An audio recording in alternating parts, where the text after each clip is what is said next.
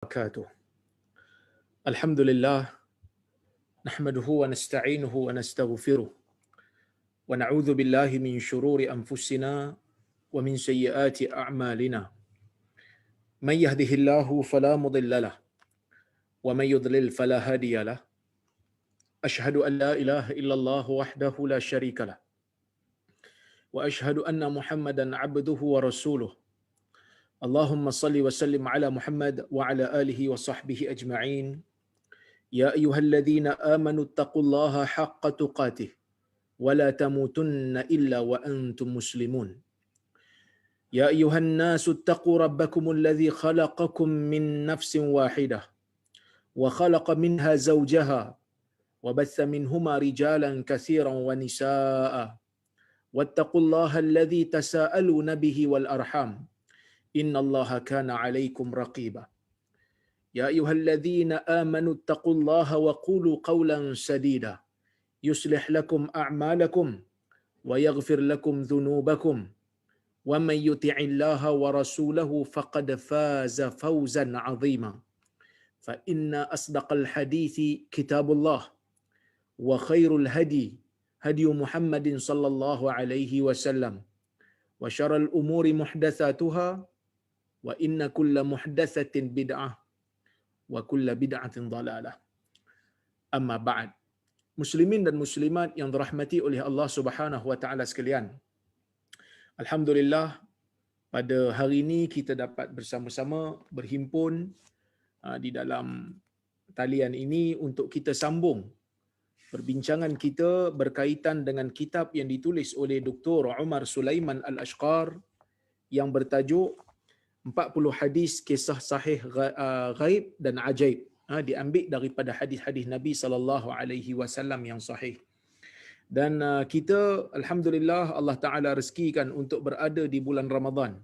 Seperti mana yang kita tahu, bulan Ramadan merupakan bulan yang diberkati, dan saya mendoakan agar kita semua diberikan oleh Allah Subhanahu wa taala kekuatan untuk terus melaksanakan ibadat puasa di bulan ini dengan cemerlang sekali, iaitu dengan menjaga adab-adab puasa dan juga melakukan amal saleh sebanyak mungkin. Antaranya ialah banyakkan bersedekah dan juga memperbanyakkan membaca Al-Quran.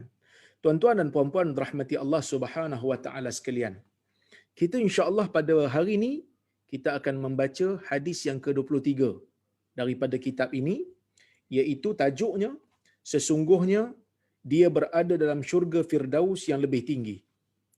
Kata Dr. Umar Sulaiman Al-Ashqar rahimahullah, an Anasin anna Umma Harithah atat Rasulullah sallallahu alaihi wasallam wa qad halaka Harithatu yawma Badrin asabahu sahmun ghar faqalat ya Rasulullah qad alimta mawqi'a Harithata min qalbi fa in kana fil jannah lam abki alayhi wa illa sawfa tara ma asna faqala laha habilti ajannatun wahidah hiya innaha jinanun kathirah wa innahu fil firdausil a'la. Hadis riwayat al-Imam al-Bukhari, ya, dan juga Imam Muslim juga meriwayatkan hadis yang hampir sama dengan hadis ini, yang mana tuan-tuan dan puan-puan rahmati Allah Subhanahu wa taala sekalian, di dalam hadis ini Anas meriwayatkan, Anas bin Malik radhiyallahu anhu menceritakan, sesungguhnya Ummah Harithah, kata ulama hadis, beliau merupakan mak saudara kepada Anas bin Malik radhiyallahu anhu. Yang mana Anas ni bin Malik, yang mana Malik ini bin Nadar, anak kepada Nadar, yang mana ibu saudaranya yang digelar sebagai Ummah Harithah. Ummah Harithah ni kira kunyah. Dalam bahasa Arab, kunyah. Bukan kunyah. Kunyah. Ya. Kunyah di dalam bahasa Arab ialah satu nama timangan, satu nama gelaran yang dimulakan dengan perkataan abu untuk lelaki ataupun dan juga ummu untuk perempuan. Ini saya dah huraikan dalam kuliah saya yang lepas-lepas. Ia merupakan satu tradisi bagi orang Arab memberikan nama gelaran kepada orang-orang ataupun kepada mereka-mereka yang mahu menggunakan nama timangan ataupun nama gelaran tersebut, dan ia merupakan salah satu daripada sunnah yang Nabi SAW teruskan di dalam kehidupan Nabi, dan Nabi itu digelar sebagai Abul Qasim. Ummah Harithah, bila kita tengok dalam kitab-kitab syuruh, bila kita tengok dalam kitab yang mensyarahkan hadis, mereka mengatakan bahawasanya Ummah Harithah ini nama sebenar dia adalah Rubai' bintu Nadar. Maksudnya dia ni saudara kandung dengan saudara kandung dengan ayah kepada Anas bin Malik, iaitulah Malik bin Nadar. Cumanya ibu saudara dia ni Rubai' bintu Nadar ni merupakan seorang muslimah. Manakala bapa kepada Anas bin Malik iaitu Malik bin Nadar tidak menerima Islam. Begitu juga ada lagi saudara kandung kepada Malik bin Nadar dan juga Rubai' binti Nadar ni ada seorang lagi nama dia Anas bin Nadar. Anas bin Nadar merupakan ayah saudara kepada Anas bin Malik, saudara kandung dengan ayahnya Malik bin Nadar. Dan Anas bin Nadar merupakan muslim juga dan terkorban di dalam peperangan Uhud. Kisah dia ni kita tahu bagaimana beraninya dia bertempur dengan orang-orang Quraisy di dalam peperangan Uhud sehingga dia terkorban. Kenapa dia terkorban? Kerana dia betul-betul berani, tuan-tuan. Kerana dia ni dikatakan tidak sempat untuk bersama dengan Nabi SAW dalam peperangan Badar. Saya akan cerita nanti kenapa Badar ni istimewa sehingga kan Anas bin Nadar ni rasa sangat-sangat rugi. Sangat-sangat rasa macam betul-betul rasa macam saya dah terlepas satu benda yang begitu hebat. Saya dah terlepas satu kelebihan yang begitu dahsyat. Maka dia dapat tebus apabila dia pergi ke dalam peperangan Uhud, dan akhirnya Allah Taala muliakan Anas bin Nadar ni dengan gelaran syahid. Dengan gelaran syahid yang terkorban di dalam peperangan Uhud. Yang kita tahu peperangan Uhud ni berlaku setahun sebulan setelah daripada peristiwa peperangan Badar pada tahun sebelumnya. Baik, Ummah Harithah nama sebenarnya Rubai' bintu Nadar. Dia kata atat Rasulullah sallallahu alaihi wasallam. Ummah Harithah mak saudara kepada Anas bin Malik radhiyallahu anhu datang kepada Nabi sallallahu alaihi wasallam. Dia datang kepada Nabi, dia waqad halaka Harithatu yauma Badrin. Waktu ni Harithah ni anak dia. Yang mana Harithah ini digelar ataupun dia binkan dengan Harithah bin Suraqah. Yang mana dalam riwayat ni ataupun dalam kisah ni disebutkan waqad halaka Harithatu yauma Badar. Yang mana dalam hadis Bukhari ni disebut Harithah telah terkorban di dalam peperangan Badar. Waktu mak dia datang berjumpa dengan Nabi sallallahu alaihi wasallam, waktu inilah anak dia Harithah ini telah terkorban di dalam peperangan Badar. Dan inilah pendapat yang sahih. Di sana ada satu lagi pendapat dan riwayat daripada Ibnu Mandah. Riwayat daripada Ibnu Mandah, dia mengatakan bahawasanya Harithah ni terkorban di dalam peperangan Uhud. Tetapi pandangan ini kurang tepat kerana menyanggahi hadis yang lebih sahih, iaitu riwayat Al-Imam Al-Bukhari mengatakan bahawasanya Harithah ibnu Suraqah meninggal dunia ataupun terkorban di dalam peperangan Badar, bukan peperangan Uhud. Tuan-tuan dan puan-puan rahmati Allah sekalian, dia dinobatkan sebagai Ansar yang pertama yang terkorban di kalangan orang Ansar. Yang mana dia ni terkorban waktu perang Badar, yang mana dia waktu dia orang kata apa terkorban tu dia sedang minum di telaga. Dia sedang minum, ditunduk minum, ambil air di telaga.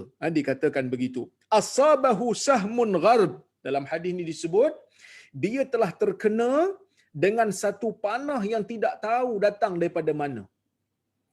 Tiba-tiba satu anak panah liar datang, terkena dekat dia. Dan dikatakan oleh sebahagian ulama yang mensyarahkan hadis ni, dia ni terkena anak panah yang dilepaskan oleh Hibban Ibn Al-Ariqah. Terkena dia punya tengkuk.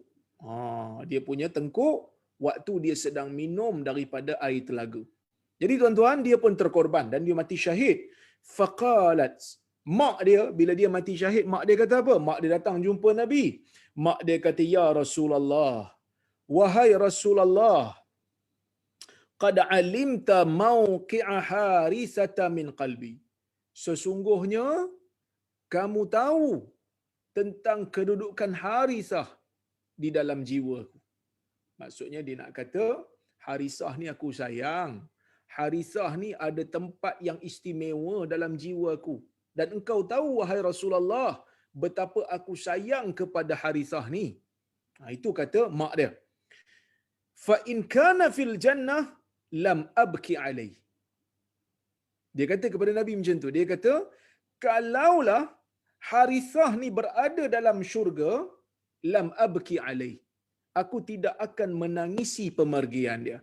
Aku tidak akan menangisi kematian dia sebab dia dah ada dalam syurga dah. Kalau dia betul-betul ada dalam syurga, aku tak kisahlah. Aku tak akan menangislah.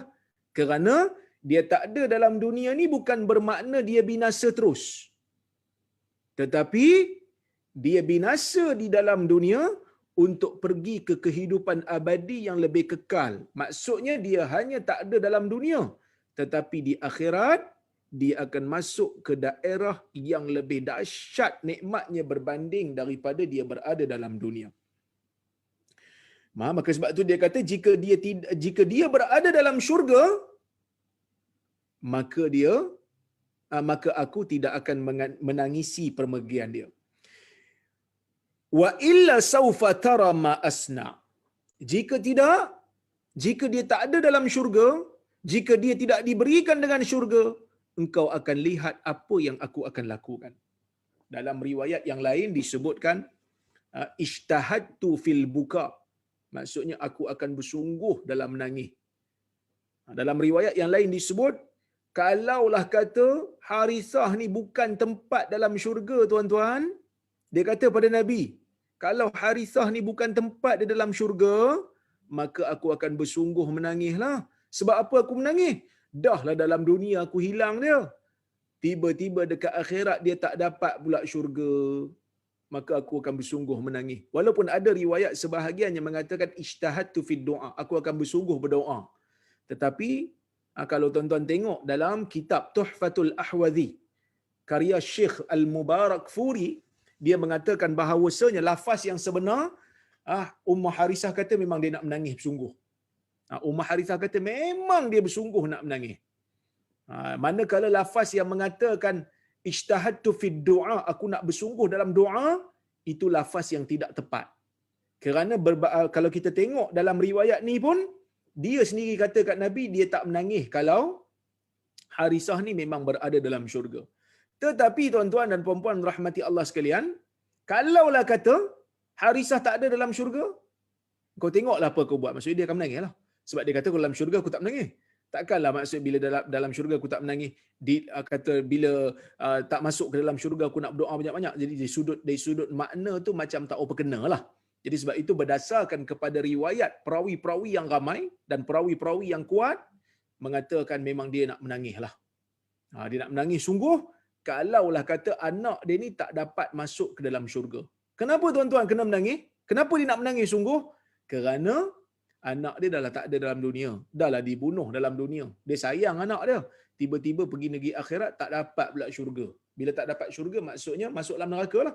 Maka dia nak menangis sungguh-sungguh. Dia nak menangis sungguh-sungguh. Maka disebut kat Nabi. Dia kata kalau tidak, kalau dia tak ada dalam syurga, ya Rasulullah, engkau akan lihat apa yang aku akan lakukan. Maksud aku akan menangis. Aku akan sedih. Kerana anak aku ni aku sayang. Tiba-tiba pergi daripada dunia. Masuk pula ke tempat yang tak selayaknya. Tak seperti mana yang aku harapkan. Tak seperti mana yang aku harapkan. Faqala laha. Maka Nabi SAW kata habilti. Ada riwayat baca hubilti. yang bermaksud satu perkataan yang bermaksud macam Nabi takjub. Nabi takjub dengan dia, Nabi kata, pelik. Malang bagi kamu ni, pelik kamu ni. Ajannatun wahidah. Maksudnya dia nak kata, engkau ni pelik lah. Ada juga yang kata, malang bagi engkau ni. Sedih lah aku tengok engkau ni. Macam itulah lebih kurang perkataan tu. Adakah kau ingat syurga tu satu? Sesungguhnya syurga itu banyak. Nabi SAW sebut dekat dia, sesungguhnya syurga itu banyak dan sesungguhnya dia berada di dalam syurga Firdaus yang tinggi. Syurga Firdaus yang tertinggi. Tuan-tuan dan puan-puan rahmati Allah Subhanahu wa taala sekalian. Kita nak ambil beberapa faedah yang kita boleh ambil daripada hadis ni. Yang pertama sekali tuan-tuan, hadis ni membuktikan bahawasanya manusia ni tuan-tuan, manusia ni bagaimanapun keadaan dia, sekuat mana pun agama dia, dia akan ada perasaan sedih apabila orang yang dia sayang meninggal dunia. Dan ini merupakan fitrah. Dan apabila datangnya Islam tuan-tuan, Islam tidak memadam benda ni. Bahkan sebab itu Nabi SAW apabila berlakunya peristiwa kematian Ibrahim radhiyallahu anhu yang merupakan anak Nabi yang meninggal dunia waktu Nabi hidup, dan waktu tu Ibrahim ni kecil. Waktu Nabi sedang meribakan anak dia dan anak dia itu sedang nazak. Dan apabila meninggal dunia, maka pada ketika itu Nabi SAW dilihat oleh para sahabat mengeluarkan air mata. Nabi termenangis. Nabi menangis. Sehingga sahabat kata, "Ya Rasulullah, apa ini?" Kerana sahabat faham Nabi SAW larang menangis ni. Tapi sebenarnya bukan Nabi larang menangis. Nabi larang meratap. Ada beza di antara menangis dan meratap. Meratap ni seolah-olah kita orang kata apa, tak menerima qada dan qadar yang Allah Taala bagi kat kita. Ada sebahagian daripada orang jahiliah ni bila kematian keluarga mereka akan koyak baju, tampar pipi macam tak puas hati. Sebaliknya kalau seseorang mukmin ditimpa dengan kehilangan orang yang dia sayang, orang yang dia sayang tu Allah Taala ambil balik, dia tak bantah, dia tak pertikai takdir. Sebaliknya dia hanya bersedih dan dia menangis. Maka Nabi kata, "Hada rahmatun ja'alallahu fi qulubi ibadihi." Atau kama qala. Ini merupakan satu rahmat, merupakan satu sifat kasih sayang yang Allah Subhanahu wa taala jadikan di dalam jiwa hamba-hambanya yang dia inginkan. Ya. Jadi tuan-tuan dan puan-puan rahmati Allah Subhanahu wa taala sekalian, ya. Nabi SAW juga ada perasaan rahmat. Nabi SAW juga ada perasaan sayang, ya, perasaan sayang kepada hamba-hambanya.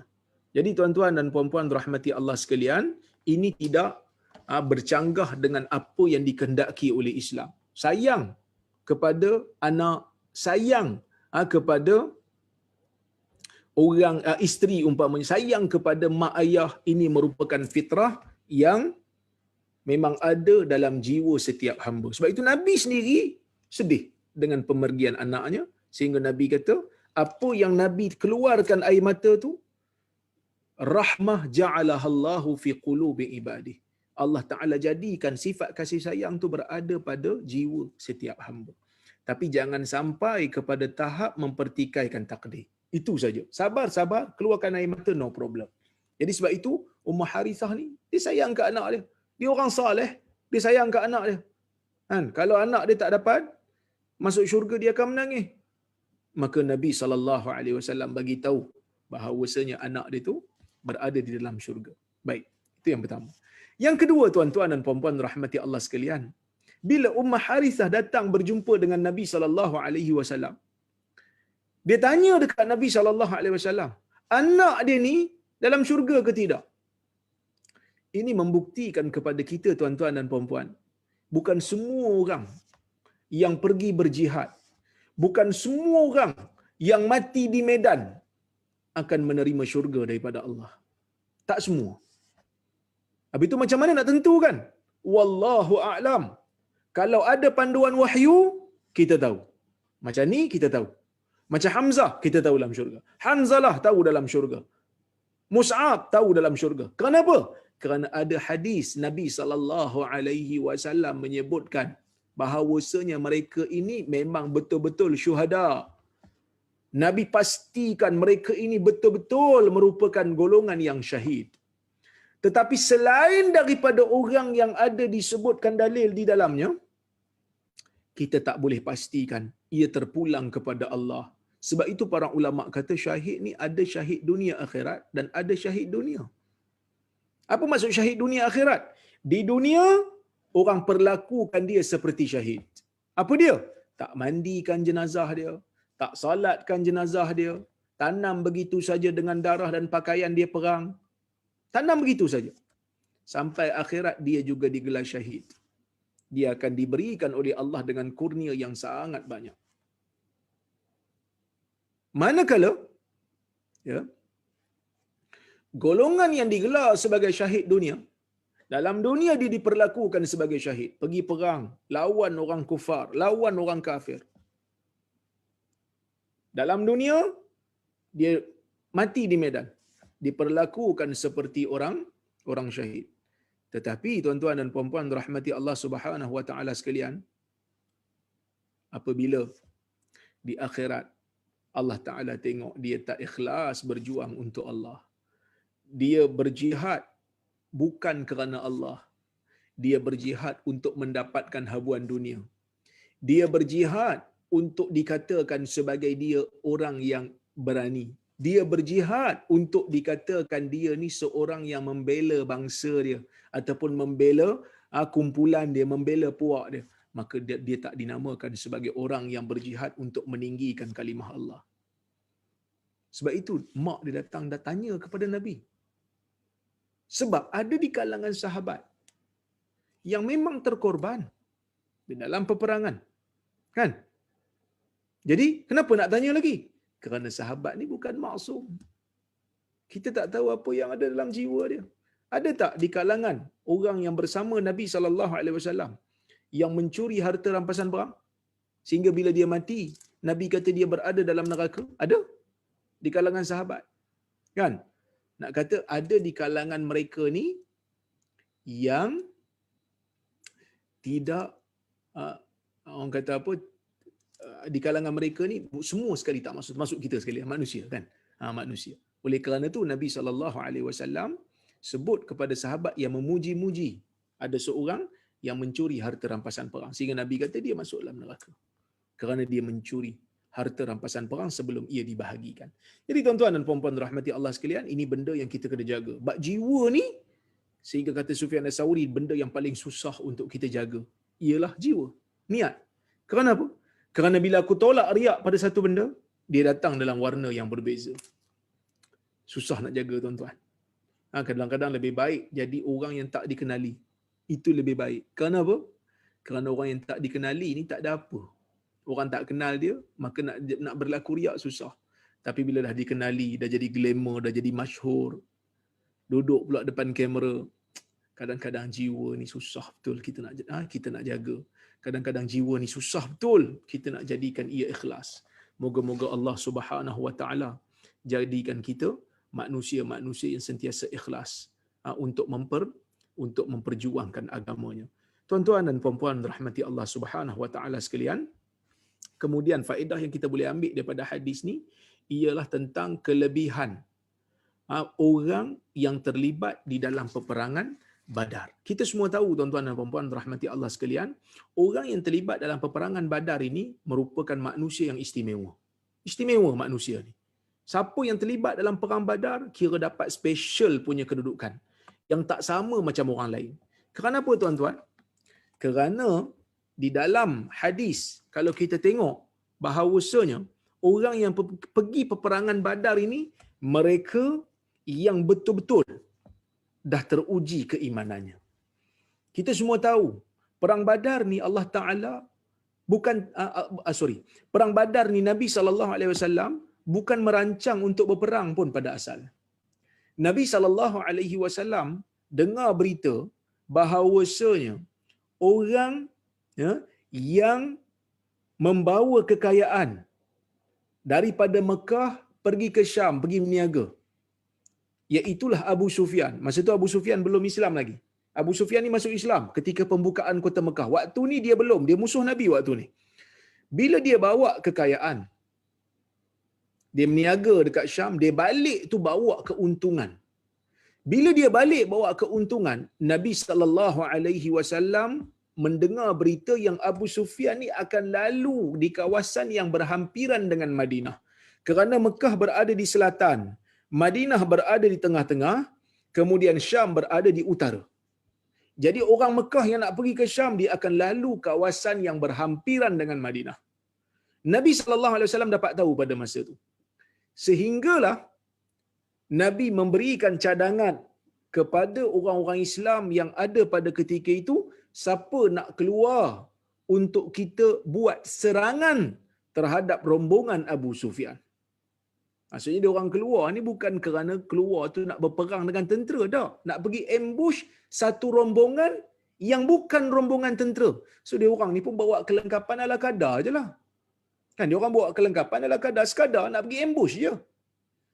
Maka sebab itu ramai di kalangan sahabat yang tak terlibat. Yang terlibat ni 300 lebih je. Ada riwayat kata 313. Ada riwayat kata 319. Imam Bukhari kata 300 berbelah-belah. Kerana apa? Kerana mereka menganggap bahawasanya ia hanyalah satu usaha untuk ambush. Mungkin ada di kalangan kita yang tanya, macam mana Nabi nak ambush pula? Kenapa Nabi nak ambush? Nabi nak ambil harta tu. Kenapa nak ambil? Kerana dikatakan orang Quraisy, sewaktu orang-orang Islam ni berpindah daripada Mekah pergi ke Madinah, mereka hanya bawa harta tu sekadar sahaja. Kerana mereka pergi ni bukan pergi dalam keadaan yang selesa. Pergi dalam keadaan yang sembunyi-sembunyi. Jadi bila pergi dalam keadaan sembunyi-sembunyi, harta banyak tinggal dekat Mekah dan harta tu diambil oleh orang Quraisy untuk dijual di Syam. Dan harta itu adalah harta orang Islam yang ada nilai. Oleh kerana itu, tuan-tuan dan puan-puan rahmati Allah sekalian, Nabi ajak mereka untuk ambil semula sebagai ganti, sebagai timbal balas. Dengan apa yang orang Quraisy dah ambil. Itu yang pertama. Yang kedua, orang Quraisy ni kafir harbi. Demikian yang disebut oleh sebahagian ulama, antaranya Syekh Muhammad Sa'id Ramadan Al-Buti dalam Fiqh Sirah, dia sebut benda ni. Dia kata, orang Quraisy tu harbi. Harbi ni apa? Datang daripada negara yang memusuhi agama. Datang daripada negara yang memerangi orang Islam.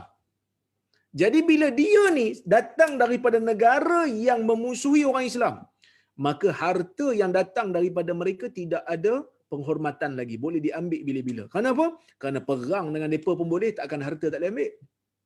Kerana sebelum ini, orang-orang Quraisy telah menyerang Nabi SAW, telah menyiksa Nabi.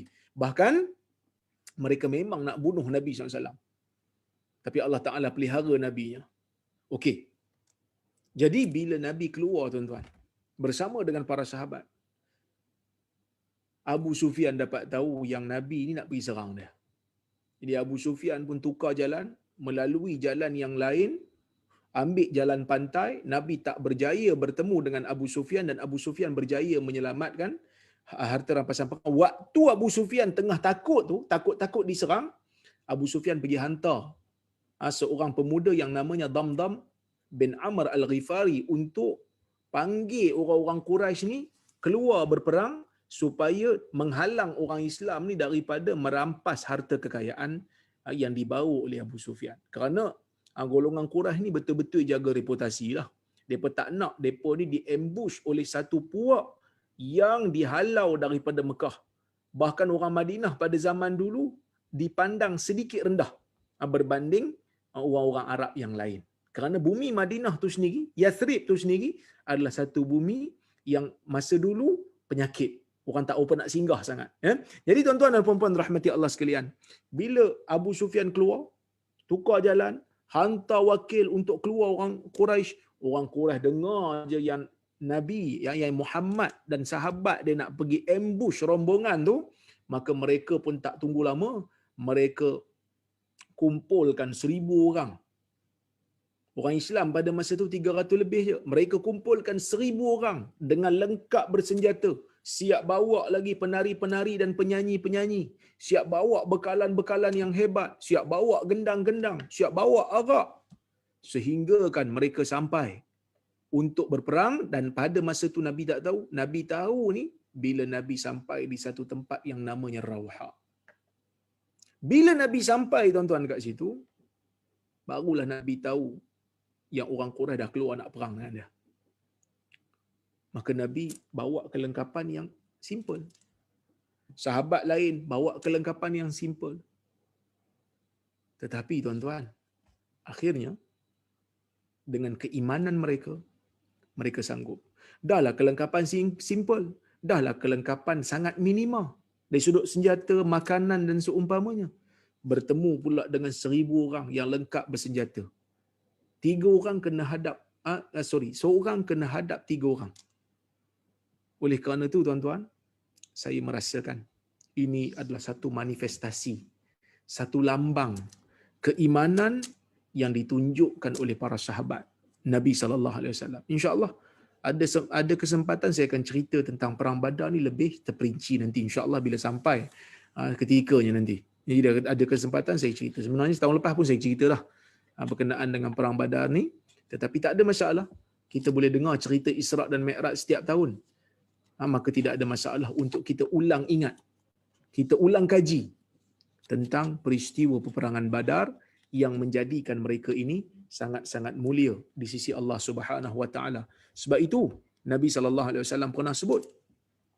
Nabi kata, "Inna Allah tala ala ahli Badar, inna Allah yatali ala ahli Badar, fayaqul if'alu ma syi'tum fa inni qad ghafartu lakum."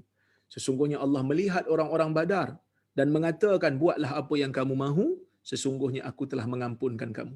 Kenapa? Kerana pengorbanan mereka di dalam peperangan Badar ini sangat besar, tuan-tuan. Pengorbanan mereka dalam peperangan Badar ini sangat ajaib dan sangat dahsyat. Kerana kalau kita katakan dari sudut pengorbanan mereka waktu nak pergi perang tu, mereka tahu dah ini memang mission to death, mission untuk mati. Tetapi tuan-tuan, Allah Ta'ala memberikan kemenangan kepada mereka.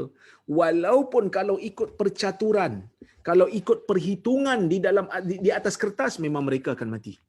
Tetapi Allah Ta'ala takdirkan kemenangan disebabkan Allah menurunkan malaikat untuk membantu golongan-golongan yang berada di Badar. Dan dengan doa Nabi, sehingga Nabi berdoa dalam perang ni, Nabi mengatakan, Ya Allah, laksanakanlah janjimu. Ya Allah, tunaikan janjimu. Ya Allah. Kerana apa? Kerana jika intahlik hadhil isabah lam tu'bad fid dunya. Ya Allah, jika binasa, ya, jika binasa kumpulan yang berada di Badar ini, maka engkau tidak akan disembah lagi dalam dunia.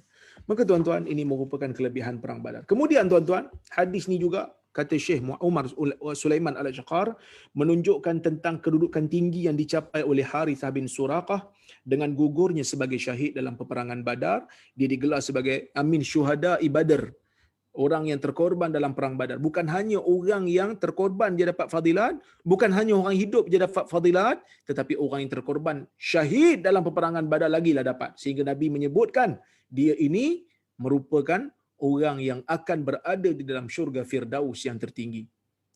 Kalau kita tengok, ini merupakan satu kemuliaan yang Allah Ta'ala berikan kepada sahabat Nabi yang bernama Suraqah, yang bernama Harithah bin Suraqah.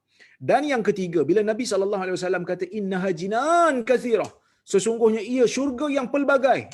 Kita tahu bahawasanya syurga ini Allah Ta'ala sediakan begitu banyak tingkatannya. Syurga itu Allah Ta'ala sediakan begitu banyak cabangnya. Bahkan syurga itu luasnya seperti langit dan bumi. Ya, luasnya seperti langit dan bumi. Arduhas samawati wal ard. Yang mana Allah Ta'ala kata syurga yang luasnya seperti langit dan bumi. Ush, bumi ni pun dah luas dah. Kan kita dapat tanah 5-6 ekar pun rasa luas dah. Syurga ni langit dan bumi punya luas. Kita tengok semester ni luas mana, tuan-tuan? Kan galaksi ni luas macam mana? Maka luas syurga lagi. Luas syurga seperti langit dan bumi. Baik. Ini menunjukkan bahawasanya Allah Ta'ala tu maha adil. Bila syurga tu ada pelbagai. Allah Ta'ala adil. Kerana manusia ni tingkatan tak sama. Takkanlah sama amalan kita dengan amalan para anbiya. Takkanlah sama amalan kita dengan amalan Abu Bakar. Takkanlah sama amalan kita dengan amalan Umar. Maka mereka sudah pastinya berada di syurga yang lebih tinggi daripada kita. Mudah-mudahan kita Allah Ta'ala masukkan ke dalam syurga. Jadi sebab itu tuan-tuan, syurga ni ada tingkatan. Walaupun dapat tingkatan yang rendah, orang yang masuk syurga ni tetap akan bersyukur kepada Allah kerana tidak ada nikmat yang dapat dibayangkan di dalam syurga itu apabila kita sedang berada dalam dunia. Kita tak dapat bayang macam mana. Just boleh dengar aja. Tapi kebenarannya ataupun hakikat nikmatnya tak sama. Hakikat nikmatnya tak sama. Tak pernah terlintas dalam jiwa manusia. Jadi jangan rasa kecewa, jangan rasa macam tak cukup, jangan rasa tak bersyukurlah bila Allah Ta'ala bagi kat kita syurga walaupun dengan darjat yang lebih rendah daripada orang lain. Syurga dapat masuk kejayaan yang besar. Ya, syurga ni kalau kita dapat aja masuk syurga yang itu adalah satu kejayaan. Ya, satu kejayaan fauzan azima. Satu kejayaan yang sangat agung yang Allah Ta'ala, dan satu nikmat yang tidak ada di baliknya apa-apa nikmat yang lain lagi dah kalau kita dapat syurga ni. Walaupun syurga tu darjatnya rendah.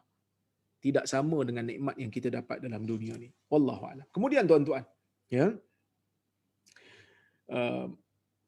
Apabila seseorang itu meninggal dunia disebabkan oleh kerana jihad, tak salah untuk orang yang pergi jihad ni ataupun orang yang buat sesuatu ni, pergi perang ni untuk mendapatkan syahid, tak salah. Untuk mendapatkan pahala di sisi Allah tu tak salah. Kerana apa? Kerana minta pahala ni tuan-tuan, mengharapkan pahala daripada Allah ni, itu bukan satu benda yang dicela dalam agama. Bahkan bukan benda yang mengurangkan pun darjat ibadat. Sebab kadang-kadang ada juga orang yang berfikir, dia kata kalau kita ni ibadat kerana nakkan pahala, nakkan ganjaran, macam tak ikhlas je ustaz. Sebenarnya saya nak mengatakan kepada tuan-tuan dan puan-puan rahmati Allah sekalian, sebenarnya apa yang disebut itu kurang tepat. Kerana mengharapkan pahala daripada Allah itu tidak menafikan ikhlas. Kenapa? Kerana kita ikhlas ni apa dia? Kita buat sesuatu kerana Allah. Bila kita buat sesuatu kerana Allah, adakah mengharapkan pahala dan syurga itu menafikan ikhlas? Tak juga. Kerana kita mengharapkan pahala dan syurga itu daripada Tuhan yang kita beribadat untuknya. Bukan kita pergi minta daripada orang lain habuan tu. Kita minta daripada Tuhan. Tuhan itulah kita ibadat untuk dia. Tuhan tu juga kita harapkan dia bagi kita pahala dan dia bagi kita syurga. Dan sebagai orang yang beriman, mengharapkan sesuatu pemberian daripada sesuatu yang dia sayang, itu tidak menafikan keikhlasan. Itu tidak menafikan keikhlasan. Dia minta daripada Tuhan yang dicinta. Dan sebagai seorang mukmin, memang kena mengharapkan nikmat daripada Tuhan dia. Terutamanya di akhirat. Kenapa? Kerana kalau kita tak dapat nikmat, kita nak dapat apa dalam di negeri akhirat nanti? Yang ada cuma syurga dan neraka. Kalau tak dapat syurga, kita nak dapat apa? Dan kita memang tak layak dan tak larat pun. Bukan tak layak lah, kita tak larat. Tak mampu pun nak menanggung bebanan berada di dalam neraka, bebanan azab. Sebab itu dalam hadis, Nabi SAW sendiri mengisyaratkan tentang mengharapkan pahala itu tak salah. Bahkan mengharapkan pahala itu sebahagian daripada ajaran Nabi SAW. Galakkan Nabi SAW. Antara contohnya ialah bila Nabi SAW bersabda, "Man sama Ramadana imanan wa ihtisaba, ghufira lahu ma taqaddama min dhanbi." Sesiapa yang berpuasa kerana iman, wahtisaba. Ibnul Athir kata ihtisab maksudnya mengharapkan pahala. Sesiapa yang puasa kerana iman dan mengharapkan pahala daripada Allah, semata-mata kerana nakkan pahala, ghufira lahu ma taqaddama min dhanbi, akan diampunkan dosa-dosa kecilnya yang telah lalu. So dosa kecil dia habis. Dosa kecil dia akan terhapus, pahala dia akan dapat. Jadi mengharapkan pahala di sisi Allah tidaklah menafikan keikhlasan. Jadi ini yang ditunjukkan oleh hadis-hadis Nabi dan para sahabat. Sahabat memang mak dia mengharapkan agar dia dapat syurga daripada Allah Subhanahu wa taala. Baik, kemudian yang kelima, kata Syekh Omar Sulaiman Ashqar, selain daripada Allah, hanya Rasulullah sallallahu alaihi wasallam dengan kebenaran Allah boleh menjamin kedudukan seseorang selepas kematiannya sama ada di syurga atau neraka. Ini benda penting juga ni, iaitu kita tidak mampu untuk memastikan seseorang ini adakah dia ahli syurga ataupun dia ahli neraka melainkan dengan panduan wahyu. Kalau tak ada panduan wahyu, kita pun tak tahu dia ni dalam syurga ke dalam neraka. Kalau wahyu tak bagi tahu dia ni ahli syurga ke ahli neraka, kita sekali-kali tak boleh untuk menghukum orang. Engkau ni ahli syurga, engkau ni ahli neraka, tak boleh. Yang kita boleh buat, apa yang kau buat ni salah. Apa yang kau buat ni tak betul. Itu boleh. Tapi nak kata engkau ahli syurga, confirm, tak boleh. Melainkan dengan wahyu bagi tahu, fulan bin fulan ahli syurga, fulan bin fulan ahli neraka. Baru kita boleh hukum secara jelas. Kalau tak ada, kawan kita jahat, kita berkata kau ni ahli neraka, tak boleh. Kerana berkemungkinan dia insaf, berkemungkinan dia jadi baik. Kita tak tahu pengakhiran hidup manusia. Yang tahunya lah Allah. Kalau dia mati pun di atas kejahatan, kita tak tahu. Mungkin Allah Ta'ala boleh ampunkan dia. Seperti mana Nabi SAW sebut dalam hadis riwayat Bukhari daripada Ubadah bin Samit. Nabi SAW kata, man asaba min zalika syai'a fa'uqiba fid dunya fahuwa kaffaratullah wa man asaba min zalika syai'an fasatarahu Allah fahuwa ila Allah in syaa'a aqabahu wa in syaa'a 'afa anhu atau kama qala. Yang bermaksud, kalau orang ni buat kesalahan, dia dah janji kat Nabi dia tak nak buat benda ni. Dia langgar perjanjian tu. Nabi kata siapa yang langgar perjanjian tu, buat benda yang dilarang itu, tiba-tiba kena hukum dalam dunia. Kena hukuman dalam dunia, kena hudud umpamanya, kena qisas umpamanya, fahuwa kaffaratullah. Itu cukuplah sebagai penyuci dosa dia atas dosa yang dia buat. Siapa yang buat benda ni, Nabi kata, langgar perjanjian, fasatarahullah, Allah Ta'ala tutup aib dia, tak ada siapa tahu. Fahuwa ilallah, maka ia kembali kepada Allah. Insya'a aqabahu, jika Allah Ta'ala mahu, Allah Ta'ala boleh ambil tindakan kat dia. Wa insya'a afa anhu, jika Allah Ta'ala mahu juga, Allah Ta'ala boleh untuk mengambil tindakan ke atas dia. Jadi tuan-tuan dan puan-puan, sebagai kita ni sebagai orang Islam, kita tak boleh untuk menuduh orang ini ahli neraka ataupun ahli syurga. Kita tak pegang kunci syurga. Diri kita pun tak tahu apa nasib, apatah lagi kita nak hukum orang lain. Oleh kerana itu tuan-tuan dan puan-puan, saya merasakan agar kuliah kita pada tengah hari ini dapat memberikan sedikit manfaat supaya kita tidak suka menghukum orang, supaya kita sentiasa beramal, mengharapkan pahala daripada Allah. Mudah-mudahan Allah Subhanahu wa taala memberikan kita hidayah, memberikan kita akhlak yang baik, menjadikan kita hamba yang saleh, memberikan kita syurga, dan insya-Allah mudah-mudahan kita dapat semuanya pada petang ini yang mengikuti kuliah ini membawa iman, bertemu dengan Allah, dan insya-Allah kita terus mendapat ganjaran syurga, bersama-sama kita hidup dalam syurga insya-Allah. Jadi tuan-tuan, cukuplah sekadar itu untuk petang ini. Azan pun dah azan, so kita pergi salat sama-sama insya-Allah. Mudah-mudahan kuliah pada petang ini dapat memberikan kita sedikit pengajaran untuk diri saya dan juga untuk tuan-tuan dan puan-puan yang mengikuti juga. Insya-Allah saya minta maaf kalau terkasar bahasa tersilap kata. Aqulu qawli hadza wa astaghfirullahal azim li wa lakum. Wassalamualaikum warahmatullahi wabarakatuh. Jumpa lagi.